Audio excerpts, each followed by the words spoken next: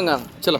ఈరోజు షాద్నగర్లో అమరవీర స్తూపం పరిశీలించడానికి 69 ఉద్యమకారులు, 2001 తర్వాత ఉన్న ఉద్యమకారులు, తొలి దశ మలి దశ ఉద్యమకారులు, అదేవిధంగా మీడియా మిత్రులందరూ పరిశీలించడము చాలా శుభపరిణామం. ఈరోజు తెలంగాణ రాష్ట్రం ఏర్పడి 13 సంవత్సరాలు అవుతుంది. మొన్న 13వ వార్షికోత్సవం చేసుకున్నాం.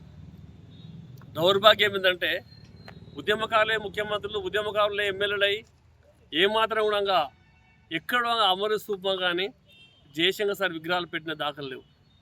షాద్నగర్లో ఎమ్మెల్యే గారు శంకరన్న గారు ఎమ్మెల్యే గెలిచిన తరుణంలో ఫస్ట్నే ఆయన సొంత నిధుల ద్వారా జయశంకర్ సార్ విగ్రహం అందరూ పెట్టి ఉండే.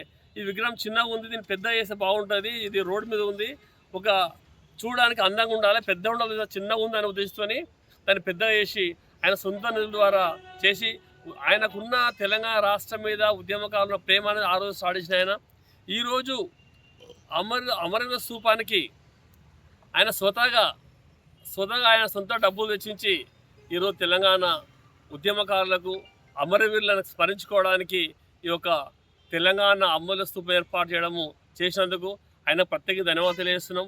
ఎందుకంటే 12 సంవత్సరాల తర్వాత తెలంగాణ రాష్ట్రంలో స్తూపం చేయడం ఒకటైతే, అదేవిధంగా అసెంబ్లీలో మాట్లాడడం ఎమ్మెల్యే గారికి ఫస్ట్ కృతజ్ఞత తెలియాలి. ఉద్యమకారులకు న్యాయం చేయాలని కొట్లాడి మొదటగా మన ఎమ్మెల్యే మాట్లాడుతున్న షాద్నగర్ ఎమ్మెల్యే అంటే ఏదైనా కానీ మనసులో ఉంటే చేయడానికి సాధన ఉంటుంది. ఏదో ఒకటి వాడుకొని వదిలేసిన వాళ్ళకి ఏం తెలియదు. కాబట్టి ఈరోజు చాలామంది అనుకోనేదంటే షాద్నగర్లో ఉన్న జనాలందరూ కూడా కోరుకునేదంటే ఎమ్మెల్యే గారు నిర్వహిస్తున్నారు కాబట్టి ఇది ఎమ్మెల్యే గారు స్వతహాగా ఆయన ఆధ్వర్యంలో నిర్వహించాలి ప్రోగ్రాం అంటే అని ఆలోచిస్తున్న అనుగుణంగా. ఎందుకంటే నువ్వు చేస్తే ఇది ఒక స్వార్థమైతే కాబట్టి ఎమ్మెల్యే గారు ఎలాంటి స్వార్థం లేకుండా ఈ యొక్క అమరవీర స్తూపాన్ని నిర్వహించి కాబట్టి ఆయన ఆధ్వర్యంలో ఈ కార్యక్రమం నిర్వహిస్తే షాద్నగర్లో ఉన్న తొలి దశ మలి దశ ఉద్యమకారులు కానీ, కార్మికులు కానీ, కర్షకులు కానీ అందరూ ఆయన ఉద్యమానికి అలా వచ్చిర్రు. ఎందుకంటే సొమ్మొక్కరి సోకర వ్యవహారం నడిస్తే చాలామంది బాధపడతారు.